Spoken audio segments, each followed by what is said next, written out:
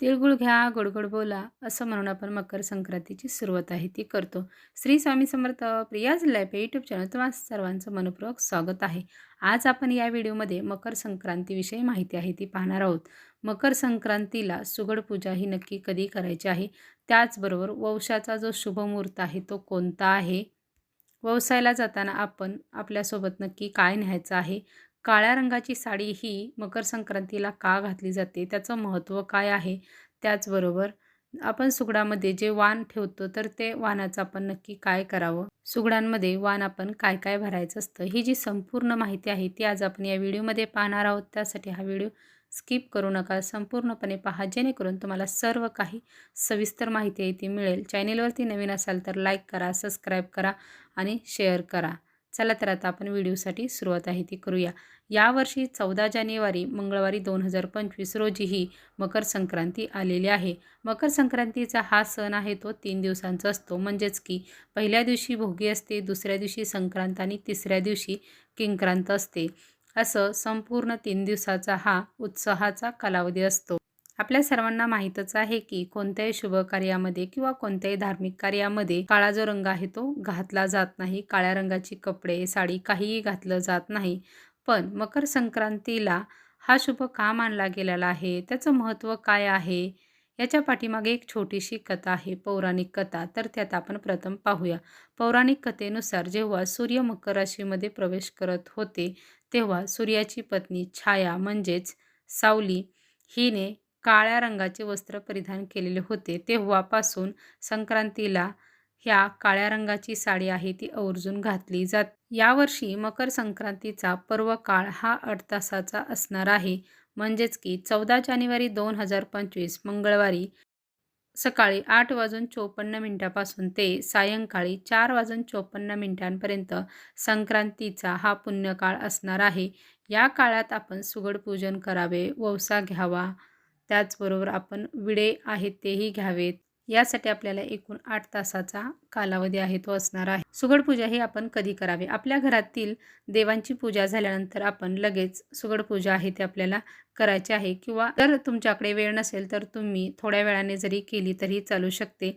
पण प्रथम आपल्याला घरातील देवांची पूजा आहे ती करून घ्यायची आहे आणि यानंतरच आपल्याला सुगड पूजा आहे ती करायची आहे. काही भागांमध्ये सुगड पूजा ही भोगीला केली जाते, पण खरं तर संक्रांती दिवशीचं सुगड पूजा ही करायची असते. पण तुमच्या जर भागामध्ये भोगीला जर सुगड पूजा केलेली असेल तर त्यांनी त्यांच्या परंपरेनुसार आहे ते करायचं आहे. प्रत्येक भागानुसार प्रत्येक सणांची प्रथा, परंपरा ही वेगवेगळी असते. संक्रांती दिवशी प्रत्येक सुवासिनीने उपवास हा करायचा असतो. तो वौसा घेईपर्यंत उपवास करावा. वौसा घेतल्यानंतरच आपण उपवास आहे तो सोडायचा आहे. या दिवशी स्नानाला जास्त महत्त्व आहे. काही महिला स्नानासाठी तीर्थक्षेत्र तसेच गंगा स्नान करण्यासाठी जातात. पण आपल्याला या दिवशी जाणे शक्य जर नसेल तर आपण नक्की काय करावं? आपण अंघोळीच्या पाण्यामध्ये थोडेसे तीळ टाकायचे आहेत. तुम्ही काळे टाकू शकता, पांढरे टाकू शकता, कोणत्याही प्रकारचे टाकले तरीही चालतील. त्याचबरोबर गंगाजल जर असेल तर तेही आपण जरूर टाकावे आणि अंघोळ आहे ते आपण या पाण्याने करावी. आपणही करावे आणि आपल्या घरातील इतर सर्वांनाही पाण्यामध्ये तीळ आणि गंगाजल टाकूनच अंघोळ करण्यासाठी लावावे. तसेच महिलांनी या दिवशी केस आहेत ते धुवू नये. केस हे भोगीला धुतले जातात. संक्रांती दिवशी आपल्याला केस आहेत ते धुवायचे नसतात. ही गोष्ट आपल्याला लक्षात आहे ती ठेवायची आहे. सुगड पूजा ही देवघराजवळच आपण जागा असेल तर तेथेच नक्की करावी. जागा आपल्याला स्वच्छ पुसून घ्यायची आहे. त्यावरती आपल्याला हळदी कुंकवाने स्वस्तिक आहे ते काढून घ्यायचं आहे. यानंतर हळदी कुंकवाने स्वस्तिक काढलेलं आहे त्यावरतीच आपल्याला एक पाट ठेवून द्यायचा आहे किंवा तुम्ही चौरंग जरी ठेवला तरी चालेल. त्यावरती आपल्याला जे लाल वस्त्र आहे ते आपल्याला अंतरायचं आहे. पिवळं वस्त्र आपण अंथरू नये, कारण पिवळा रंगावरती यावर्षी संक्रांत आलेली आहे. त्यामुळे आपण या ठिकाणी लाल वस्त्र आहे ते अंतरावे. त्यावरती आपल्याला सुगड पूजा आहे ती करायची आहे.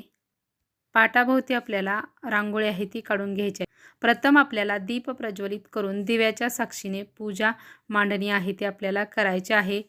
पाटावरती आपल्याला प्रथम गणपती बाप्पांची पूजा करून घेऊन नंतरच तुम्ही सुपारी मांडू शकता किंवा गणपती बाप्पांची मूर्ती जरी मांडली तरीही चालू शकते. यानंतर आपल्याला 5 ठिकाणी थोडेसे तांदूळ ठेवून त्यावरती हळदी कुंकू आहे ते आपल्याला त्यावरती टाकायचं आहे आणि यावरती जे आपण सुगड किंवा तुमच्याकडे बोळकी जर म्हणत असतील तर ती आपण घ्यायची आहे, ती स्वच्छ पुसून घ्यायची आहेत आणि ती प्रथम आपण तिथे स्थापन आहे ती त्या जागेवरती ठेवून द्यायची आहे. आणि त्या सुगडामध्ये आपण कोणकोणत्या वस्तू भराव्यात ती आता माहिती पाहूया. त्यामध्ये आपण गव्हाच्या लोंब्या, वाटाण्याच्या शेंगा, वालाच्या शेंगा, शेंगदाणे किंवा त्याच्या शेंगा, गाजर, उसाचे तुकडे, वालघेवडा, शेंगा, त्याचबरोबर बोरे, तीळ, गूळ, हरभरा हे भरलं जातं. तुमच्या भागानुसार जर या वस्तूंमध्ये जर बदल असेल तर तुम्ही नक्कीच करू शकता. यामध्ये कमी जास्त केलं तरीही चालू शकते. सुगडांना आपल्याला हळदी कुंकू आहे ते लावून घ्यायचं आहे. दीप धूप आहे ते दाखवून घ्यायचं आहे. तीळ गुळाचा नैवेद्य आहे तो दाखवून घ्यावा. तसेच या दिवशी पुरणाचा नैवेद्यही केला जातो, म्हणजेच पुरणपोळी केली जाते. तोही नैवेद्य आहे तोही आपल्याला दाखवून घ्यायचा आहे. ववसायला जाताना आपण काय घेऊन जायचं आहे? ववसायला आपण मंदिरामध्ये जाताना काही भागांमध्ये 2 सुगड, 1 पंती आणि वाणाचे साहित्य आहे ते घेऊन जातात. तर काही भागामध्ये एकच सुगड घेतलं जातं आणि 1 पंती आणि त्याबरोबर जे वाणाचं साहित्य आहे ते नेलं जातं. तर काही भागामध्ये फक्त वाणाचं साहित्य आहे ते नेलं जातं. आता वाणाचं साहित्य म्हणजे काय? म्हणजे आपण सुगडामध्ये ज्या काही वस्तू भरलेल्या होत्या त्या म्हणजे शेंगा, बोरे ह्या ज्या प्रकारच्या सर्व वस्तू भरलेल्या होत्या तेच आपण घेऊन आहे ते जायचं असतं. तुम्ही तुमच्या प्रथेनुसार, तुम्ही तुमच्या भागानुसार ज्या पद्धतीने असेल त्या पद्धतीने तुम्ही नक्कीच घेऊन जाऊ शकता. विडे आहेत ते काहीजण मंदिरामध्ये घेतात किंवा काहीजण घरी येऊन घेतात. तुम्ही तुमच्या इच्छेनुसार तुम्हाला कोठे घ्यायचे आहेत तेथे तुम्ही घेऊ शकता. मंदिरामध्ये घेतलेले विडे तसं म्हटलं तर चांगलं असतं.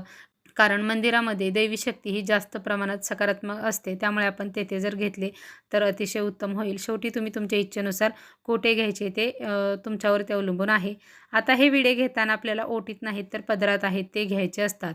आता शिल्लक राहिलेले जे वाण आहे म्हणजे आपल्या जे सुगडामधील जे वाण आहे ते शिल्लक राहिलेलं असतं. तर त्या वाणाचं आपण काय करायचं? तर ते वाण आहेत ते आपण आपल्या घरातील लहान मुलांना आहेत ते खायला द्यायचे आहेत.